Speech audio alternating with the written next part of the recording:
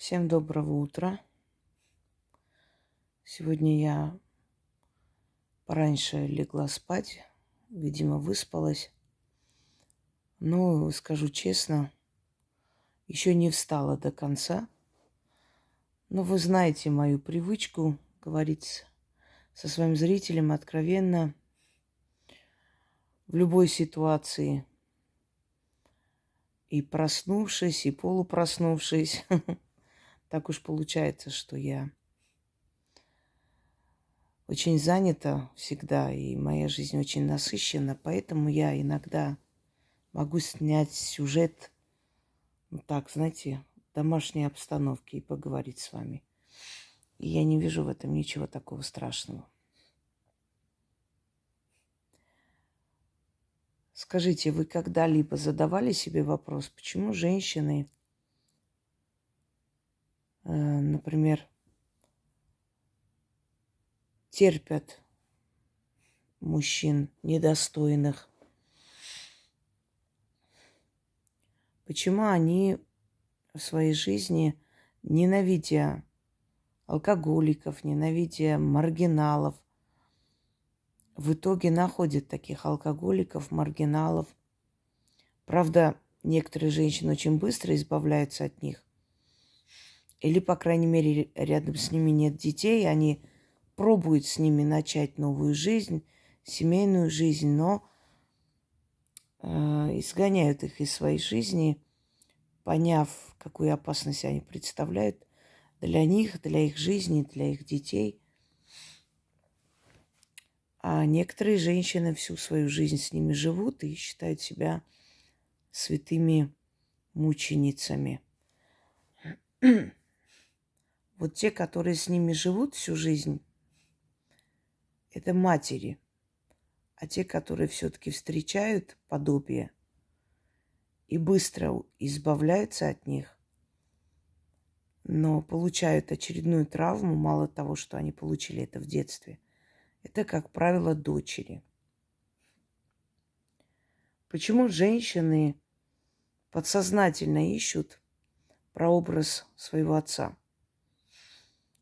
И даже если их детство было искалечено, они все же ищут прообраз своего отца и находят. Есть такой момент, человек все время хочет вернуться в прошлое, чтобы исправить свои ошибки. И вот эта маленькая девочка, она сидит в этой женщине, сколько бы ей ни было лет. И это желание спасти папу, помочь папе, ему же плохо. Вот это желание подсознательно притягивает в жизнь этой женщины папу такого же, образ папы в другом мужчине.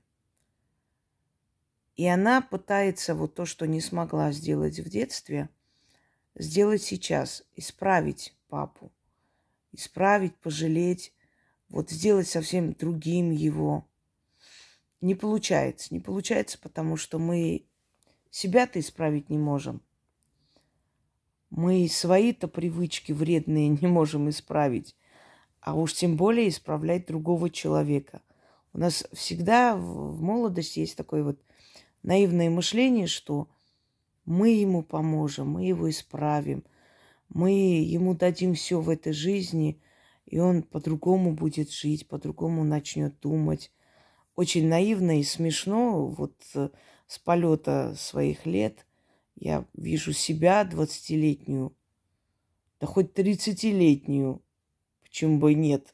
И понимаю, что это было очень наивно, глупо, смешно исправлять. Как возможно исправлять сущность человека, его натуру, его природу? Никак. И вот хочу немного поговорить о женщинах, у которых отсутствует очень важная часть тела – хребет. Вот нет у них хребта. Малодушные они. Малодушие женщины, они, то есть, приводят к трагедии в жизни детей. Был такой случай, когда отец всю жизнь пил, бил, гонял, насиловал своих детей.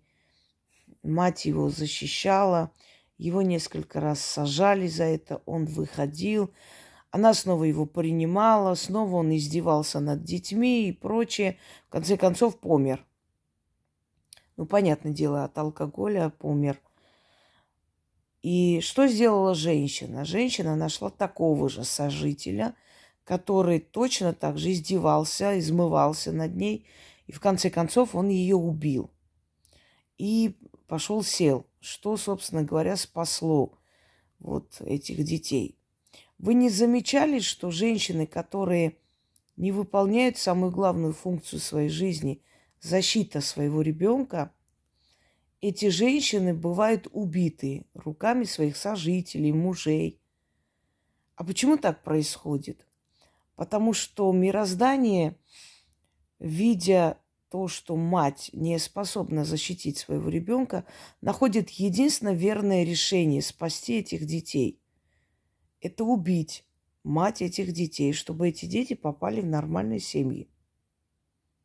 Вот как бы это страшно ни звучало со стороны, но если вы задумаетесь об этом, единственное спасение этого ребенка – это смерть вот этой бесхребетной, малодушной матери, которая готова держаться за то, что в трусах у мужика, при этом во всем обвиняя ребенка.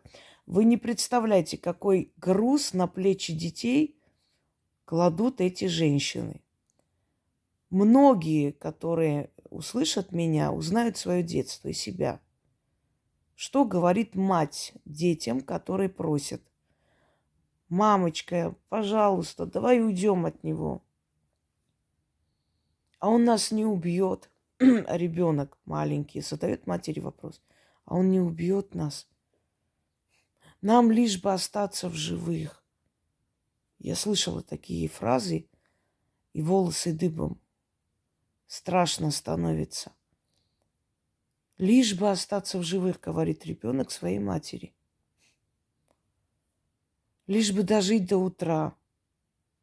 Что говорит мать ребенку? Я терплю все это ради тебя. Ради вас я это терпела. То есть, по логике вещей, она ради них это терпит, чтобы они каждый день проходили этот ад на земле. Ради того, чтобы их каждый день били, пинали, унижали морально, она терпит. Ребенок чувствует себя виноватым. Ребенок думает так: если бы не я, моя мама жила бы хорошо. Вот если бы я не родилась, то мама бы не терпела, ей бы не пришлось это все терпеть. Это потом, когда она взрослеет, она понимает, что это все чушь собачья. И терпит не ради нее, а потому что есть женщины-мазохистки, которым нравится хороший, огненный, горячий секс после избиения, после кулаков. Нравится ей это. И она же не понимает, что вот это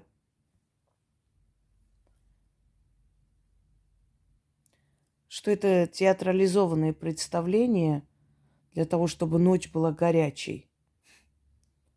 Она маленькая, она не понимает это все. Она видит, как летят ножи. Она видит, как летят табуретки. Она слышит последние грязные слова в адрес матери, в адрес ее родственников. Прижимается где-то в углу и молится, чтобы он их не убил до утра. И в сознании этого ребенка только одна мысль, что вот если бы меня не было, маме не пришлось бы это все терпеть. И эгоистичные сучки, по-другому не могу их назвать, они оправдывают свое малодушие, они оправдывают свои грязные, похотливые желания с этим пьяным животным тем, что я терплю ради вас. Ребенок это со временем будет рассматривать как предательство.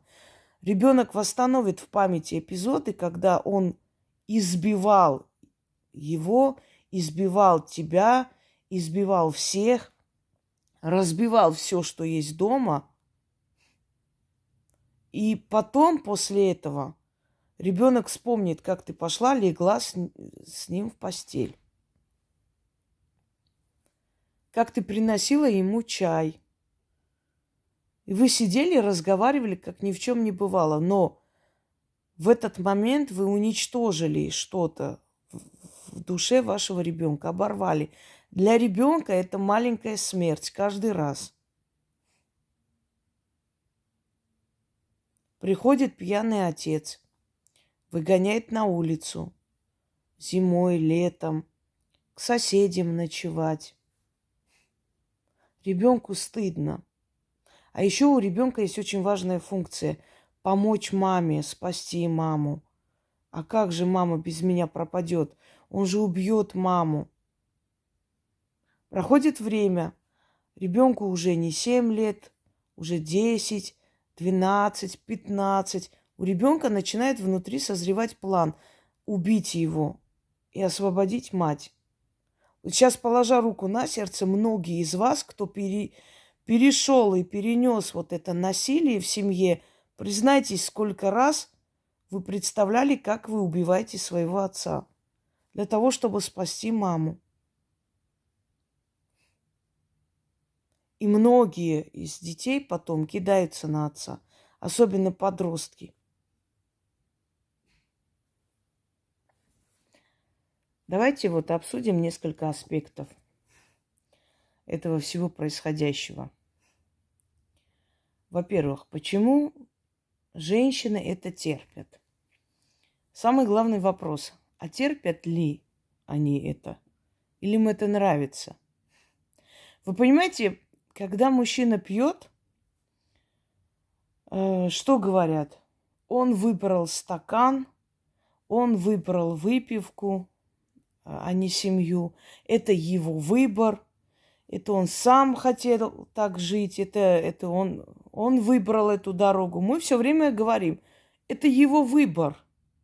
Мы не говорим, вот он бедный, несчастный, ему приходится пить, как же его жалко. Мы говорим, он так захотел, это его выбор.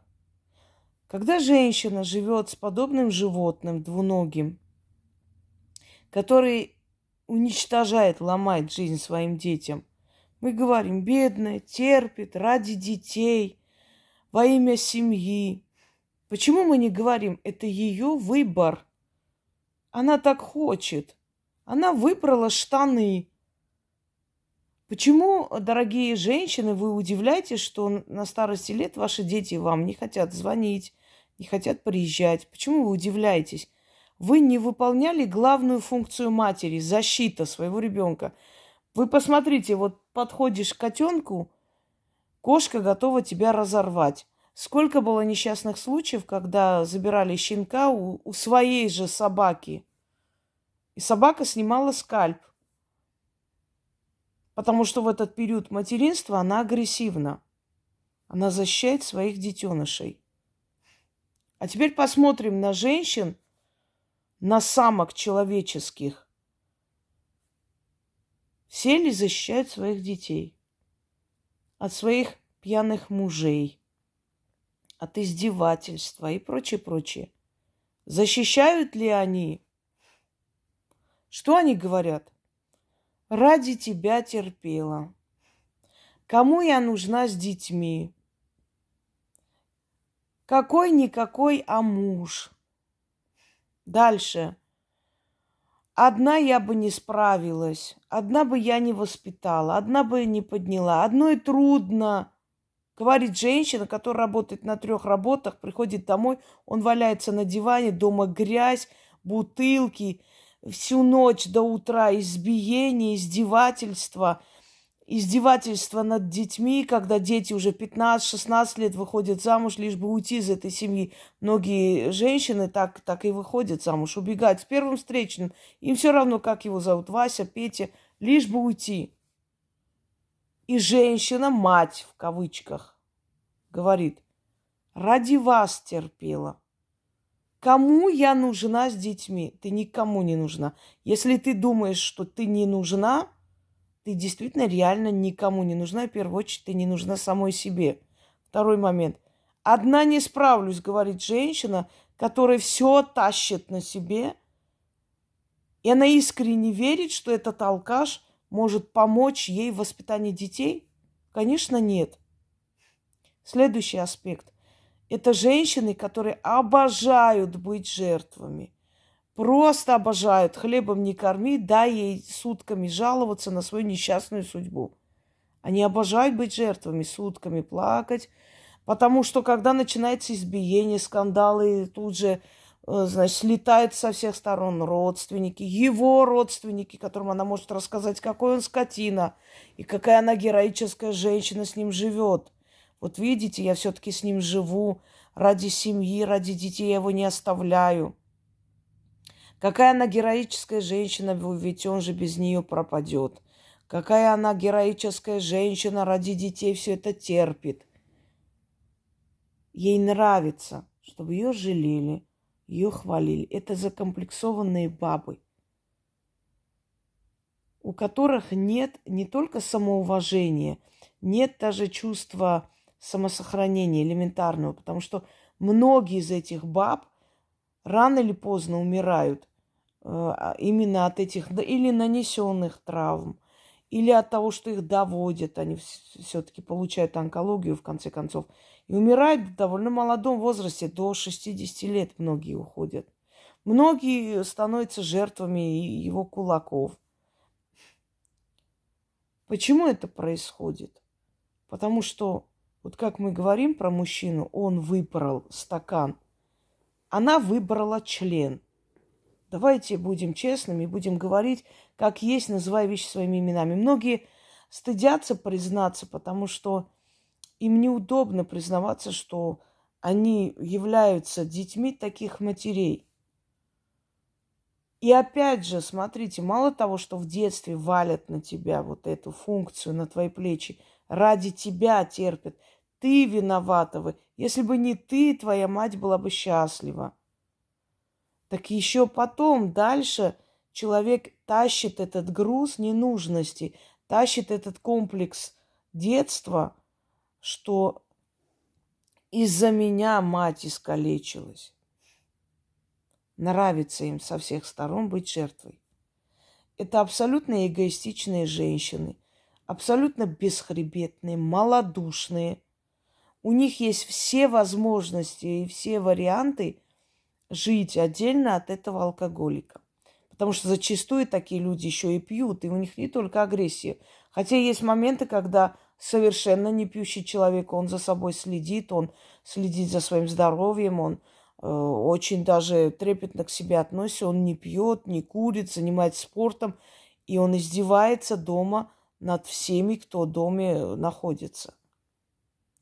Вы знаете, вот эта звериная сущность. Самое омерзительное, что со временем, когда человек вырастает из этого возраста и рассказывает где-либо, этому человеку не верят, потому что папа душа компании, папа такой мужчина, что ты? Да ладно уже тебе выдумывать.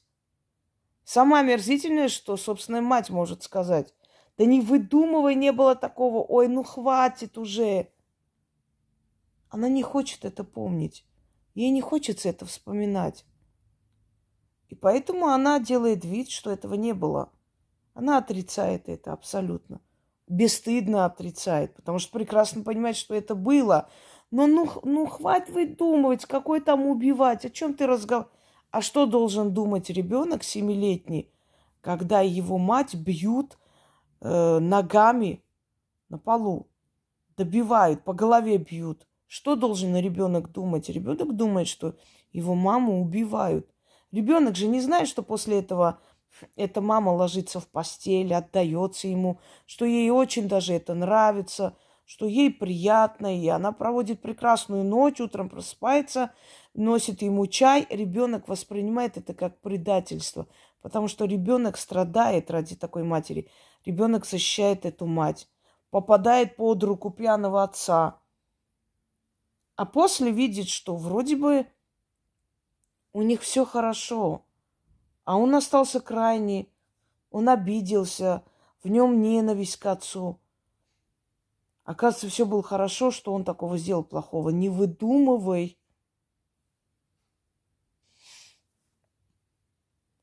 Это два упыря, которые рождают ребенка для того, чтобы сожрать этого ребенка, съесть, выпить кровь этого ребенка.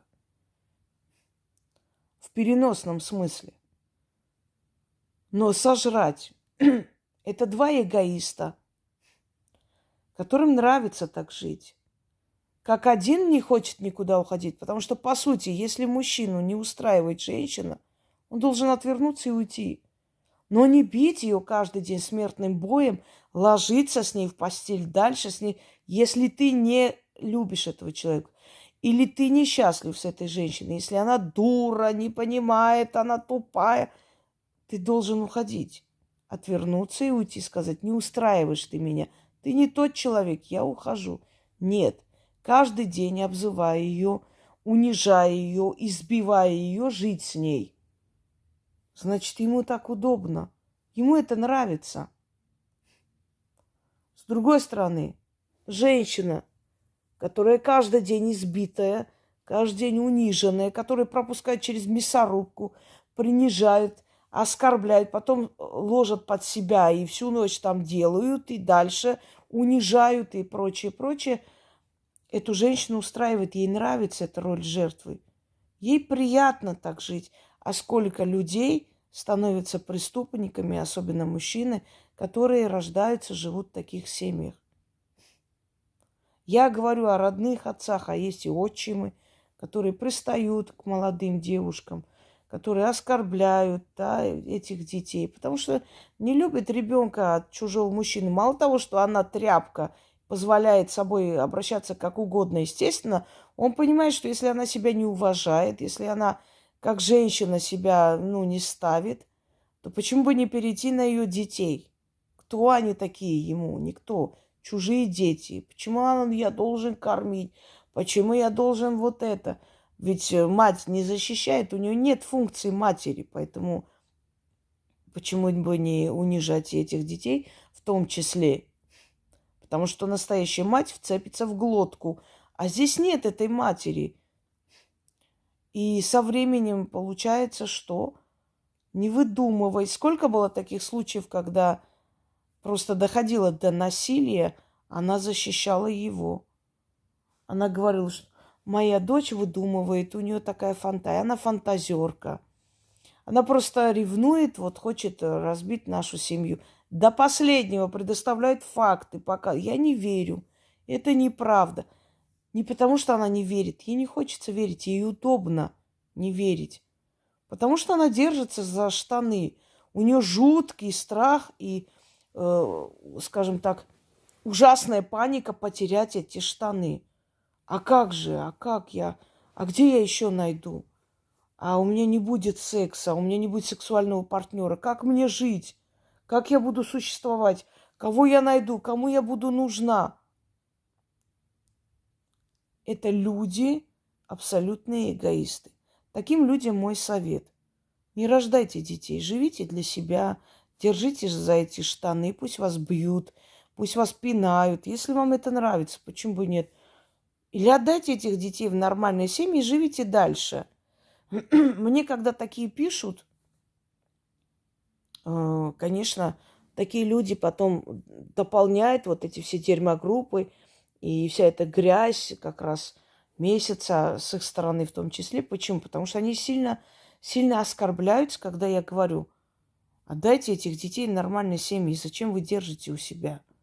Вот они пришли, я терплю, он бьет, он живет с другой женщиной, потом приходит, ради детей терплю. Я говорю, вы не могли бы не прикрываться детьми? Вы терпите не ради детей, а потому что вы похотливая самка, которой все равно, как ее унизить. Вы представьте на секунду, просто, если у вас есть самолюбие, да, человек тебя унижает, обзывает самыми грязными словами, называет тебя уродом, да чем угодно просто.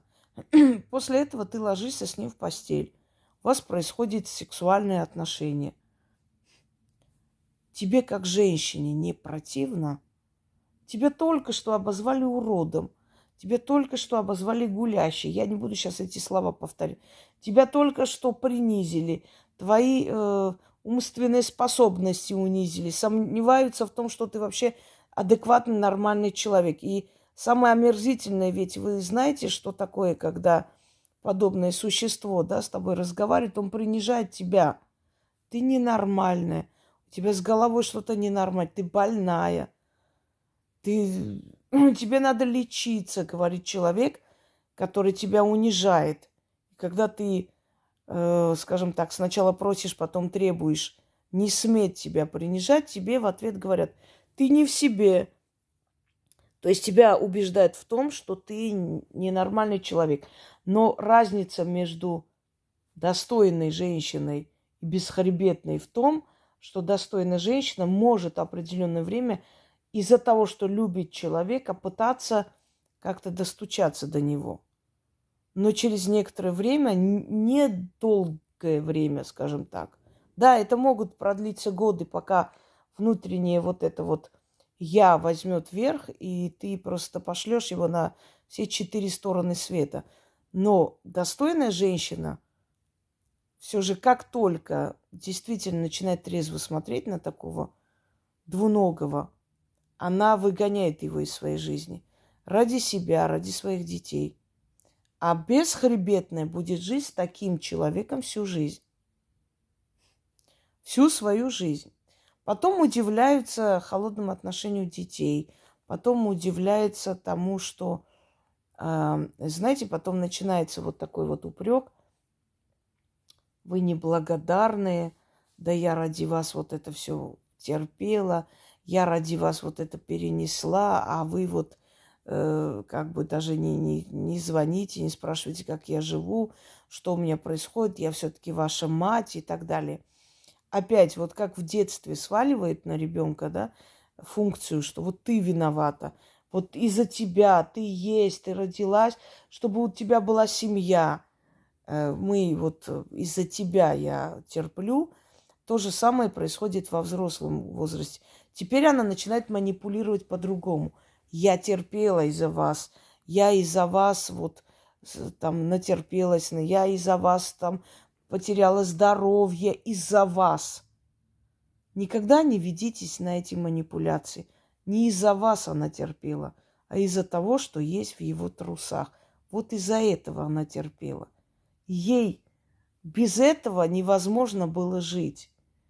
И этот человек готова была вытерпеть все, что угодно, работать на 3 работах.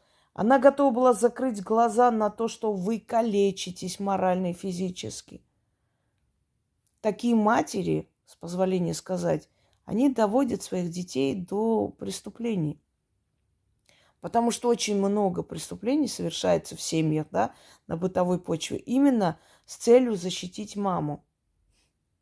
Ребенок может схватить нож и ударить пьяного отца, который замахивается на мать.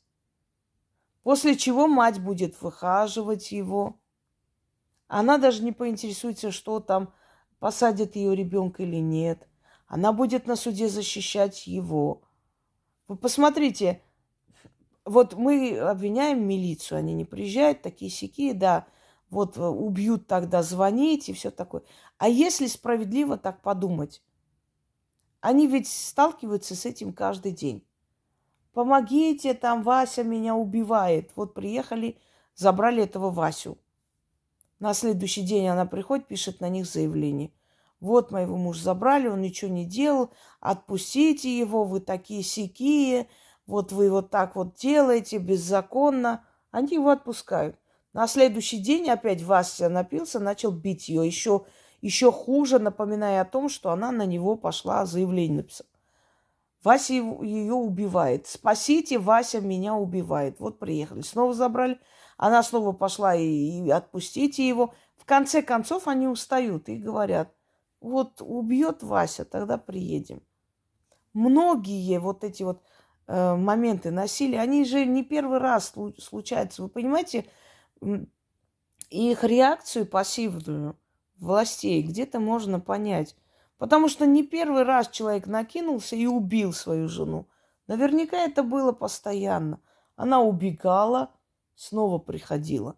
Снова уходила, снова приходила. Я помню рассказ одной женщины, она сейчас уже, естественно, уже женщина, у нее свои дети есть. И в ней столько было обиды, когда последний раз, ну, как бы, и не последний, когда один из этих случаев отец пьяный пришел и начал крушить все и бить их всех. И они как мыши прятались по углам, потом выскочили. И говорит, у меня первая мысль была сесть возле дверей, чтобы успеть выскочить, когда он будет нас убивать. Вы представьте, что проходят дети из-за таких самок, для которых мышление начинается ниже пояса. У меня отвращение к таким женщинам и презрение. Абсолютное презрение. В доме может быть конфликт, в доме могут и споры быть, и может даже месяцами быть этот спор. Ну, причины разные, но когда это систематически годами измывательство над детьми, над теми, кто не может себя защитить, таких матерей, я даже не знаю, что с ними делать нужно. Так вот, она говорит, что как только начиналось это все, я специально садилась возле дверей, чтобы успеть выскочить и убежать. И вот они ночевали у соседей. Где они только не ночевали. У сторожихи ночевали, которые там рядом с этими, рядом с их домом были какие-то объекты там. И они приходили к этой женщине. Эта женщина их закрывала в своем кабинете. Значит, он пьяный пытался ворваться туда. Она его не пускала. Все кругом спасали. Женщине одной какой-то, ну, такой, который очень терпит. Очень настоящая мать. Она любит, понимаете, вот все же жалеют, вот соседи жалеют, вот это. Образ жертвы, он такой приятный для кого-то. И она говорит, что вот вспоминая это все, и вот эти слова матери, что я терплю ради вас, для вас. И однажды, когда уже это все дошло до пика такого, и собрались там, сельсовет пришел к ним, председатель, и они предоставили этой женщине комнату в каких-то там, раньше предоставляли из школы, могли еще где-то, в селе были такие помещения, они предоставляли там, ну, может, погорельцам временное жилье. Вот туда они, значит, их вселили. И она говорит, я была так счастлива, мы отдыхали душой, не было вот этих драк, не было этих издевательств. Я так была счастлива, готова была летать просто. И тут мать собирается и возвращается к отцу. И дети ее уговаривают, просят не вернуться. Она их не слушает, конечно, возвращается. Снова начинаются эти драки, снова начинаются эти издевательства. И снова она убегает. И понимаете, что это остается в памяти ребенка, что мать плевала на них. Ей было все равно, что они чувствуют. И поверьте мне, так и есть. Таким женщинам все равно, что чувствуют ее дети. Она будет себя оправдывать всячески. Одна я не потяну. Одна не потяну, говорит человек, который сама работает и видит, как этот алкоголик сутками только напивается. Ради детей терплю, говорит женщина, которая приходит домой и видит, что он лежит в постели с другой женщиной на глазах у ее детей. И она говорит, ради вас я терпела. Вот как называть этих существ? Если сравнить с миром животных, ты видишь, что животные никогда не терпят самца ни ради чего. Многие виды животных рождают своих детенышей подальше от самцов, чтобы они их не обижали вдруг. Практически все матери животного мира цепятся в глотку любому, невзирая на то, что этот кто-то будет намного больше них по размеру, да, и по силе. Они самоотверженно защищают своих детенышей, погибают ради них, отводят подальше от гнезда, отводят подальше от своих детенышей, ну, разные подвиды животных. Значит, в них вложена эта функция материнского инстинкта намного сильнее, чем в человеческих женщинах, чем в самках человеческого вида. Женщины, которые, не хочется вас называть уважаемыми, женщины, которые терпят ради детей, которые так выражаются в данный момент. Если есть такие женщины, запомните, ваши дети вам этого не простят. Они сейчас маленькие. Они сейчас не понимают ничего. Им кажется, что мама в них нуждается. Они всеми силами защищают мать. В отличие от вас, у них есть внутреннее убеждение, что они обязаны защитить маму. У вас такого убеждения нет. Запомните, если вы сейчас ради штанов терпите все, что с вами делают, завтра не удивляйтесь, что ваши дети будут относиться к вам холодно. Завтра не удивляйтесь, что ваши дети сдадут вас в старческий дом и не захотят забрать к себе.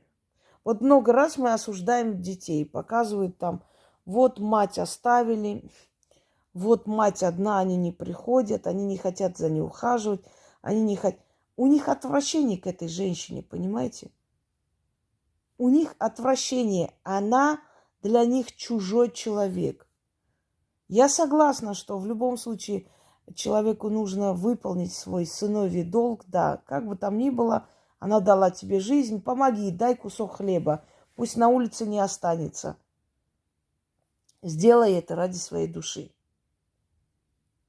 Может быть, где-то вот они не правы, не надо бы так делать, но я не осуждаю этих детей, потому что я понимаю, какой ад эта женщина заставила их пройти.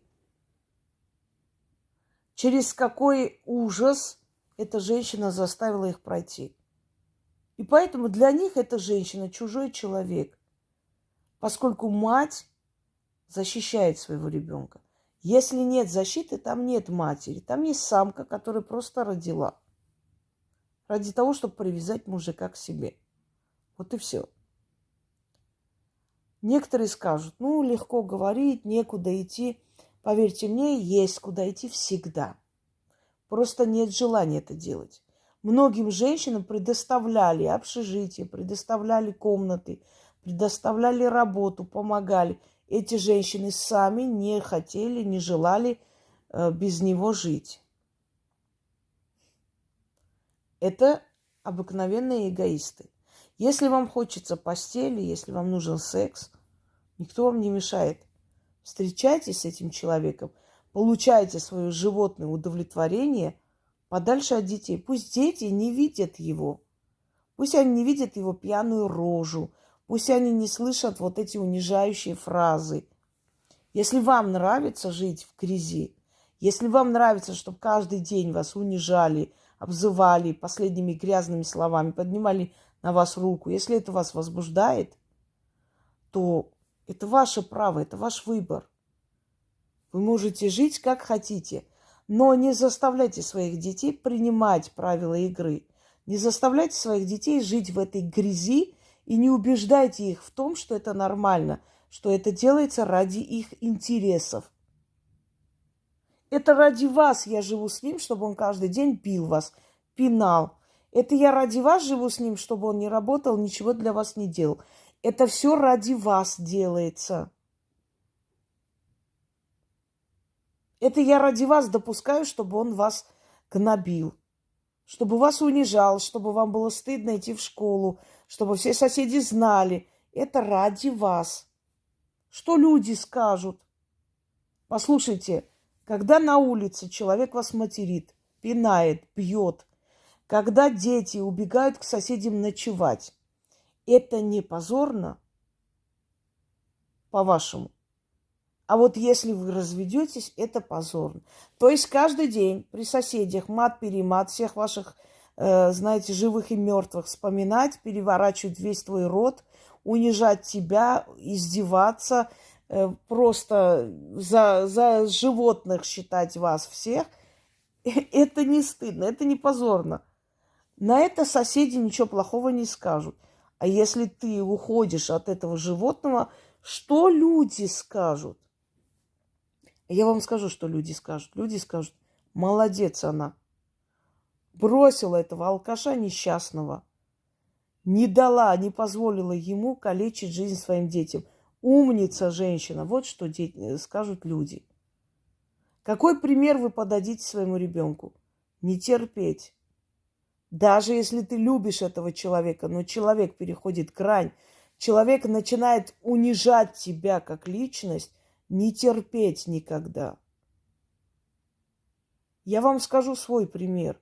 Если кому-то кажется, что мне легко и просто было расставаться с людьми, которых я любила, вы очень сильно ошибаетесь.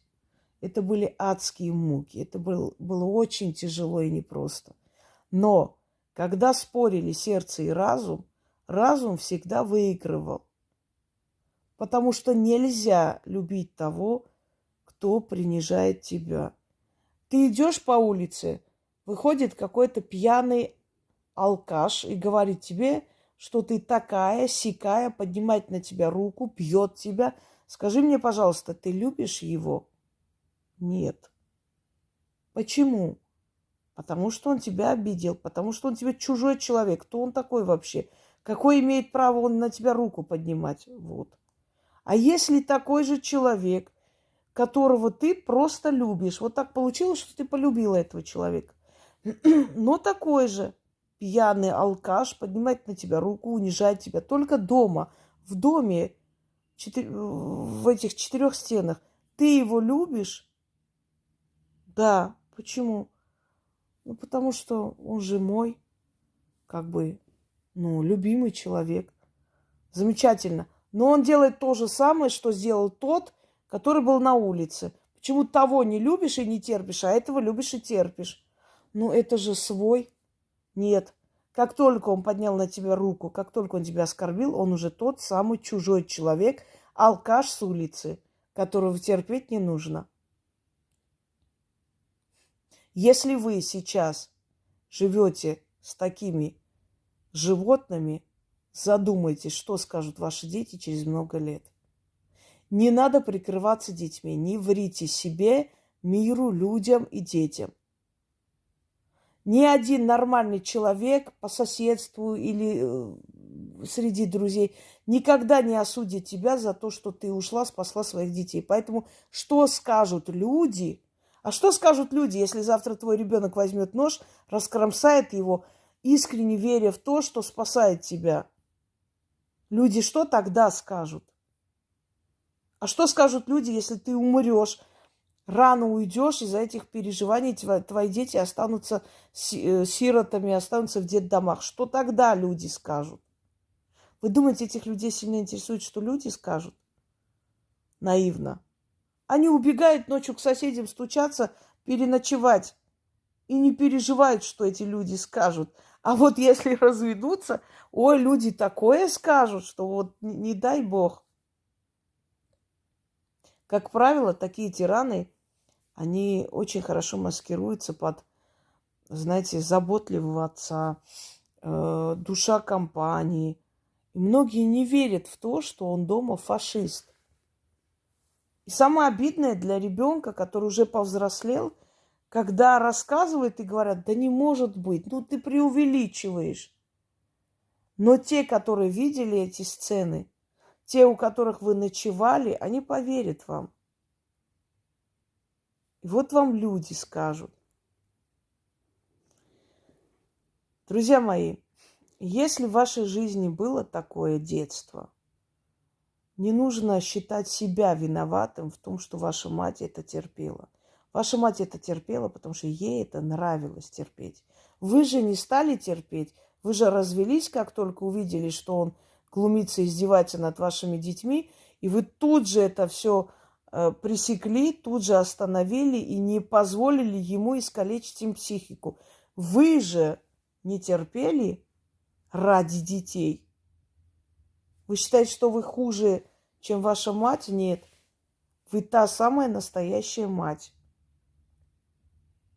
Со временем мы начинаем оправдывать своих родителей, прощать.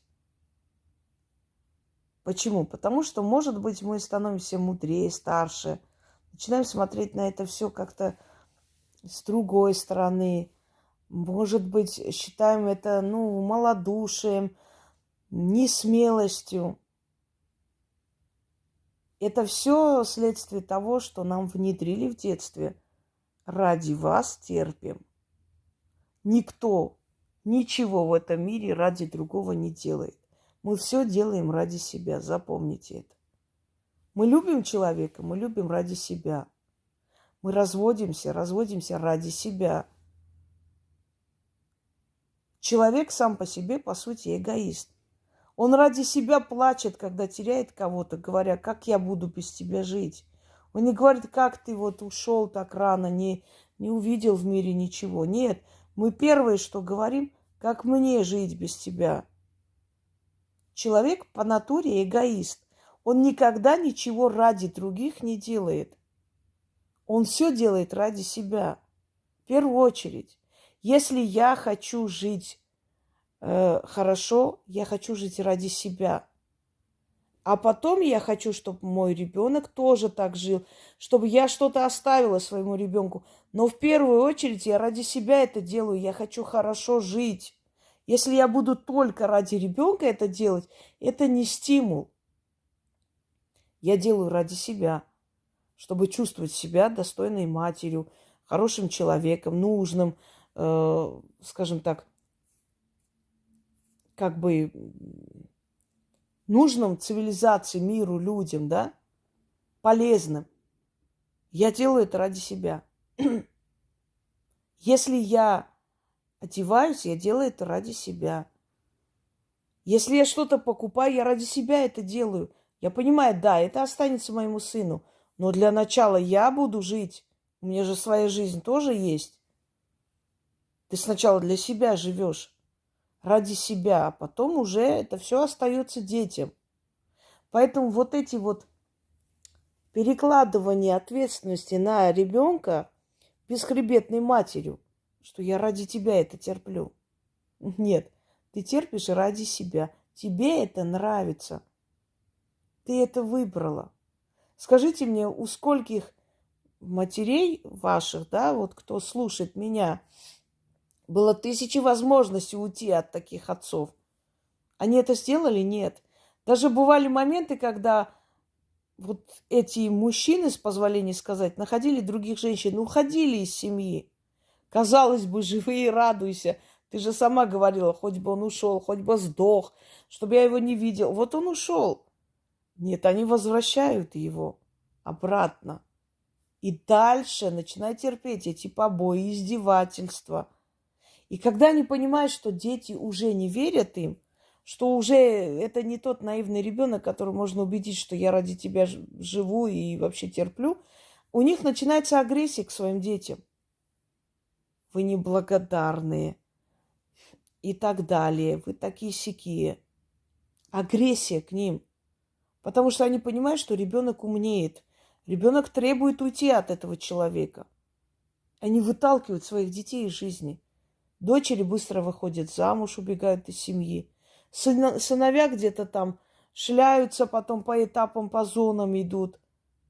Она делает все, чтобы ей не мешали с ним жить, понимаете? Вы мешаете. И самое обидное для ребенка, когда он взрослеет и напоминает матери такие моменты, и она говорит, ты выдумываешь, такого не было, такого быть не могло. Когда мать делает вид, что не замечает, не видит насилия над ребенком. Когда говорит, я не верю, ты фантазируешь, прекрасно понимаешь, что он способен на это все. Я хочу вам сказать, что такие родители эгоисты.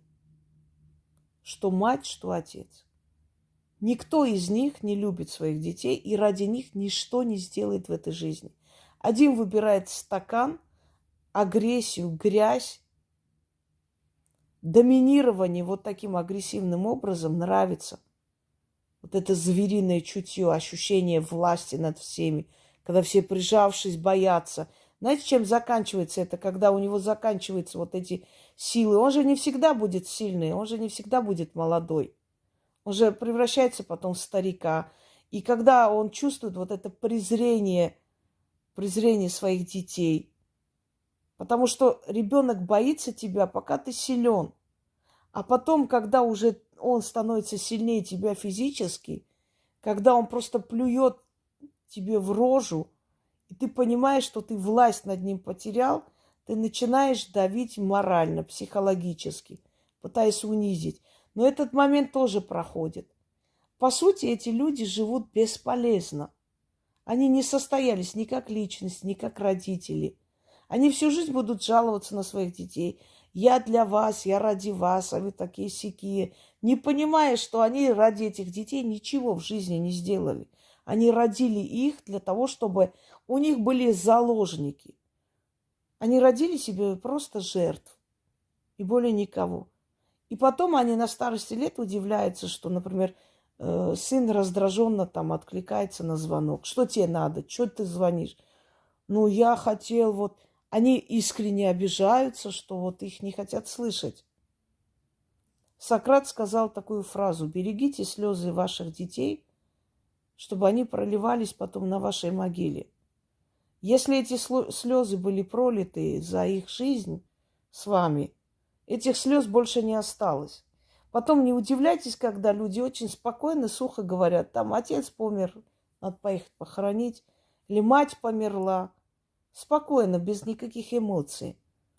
Потому что нет там уже эмоций, нет там любви к этим людям, нет уважения к ним. Они чужие, понимаете, они просто воспроизводители, инкубаторы.